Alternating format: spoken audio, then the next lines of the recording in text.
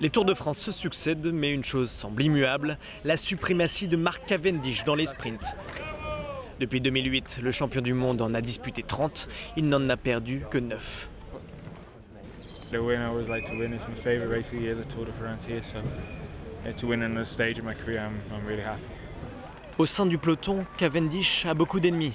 En premier lieu, l'Allemand André Greipel, son principal adversaire. Jugé arrogant et prétentieux à ses débuts, le Britannique a pourtant changé de comportement selon certains de ses concurrents.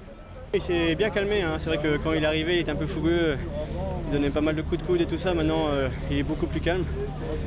Je pense qu'il a peut-être beaucoup plus confiance en lui aussi maintenant, donc il n'a pas besoin de tout ça.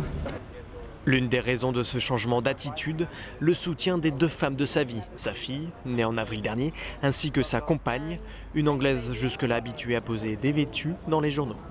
Physically and mentally quite exhausting the tour is obviously, so it's nice to be able to, he gets to have a bit of a cuddle and it's a bit of a morale boost. Si Mark Cavendish s'impose ce mercredi à Rouen, ce serait sa 22e victoire sur le Tour de France.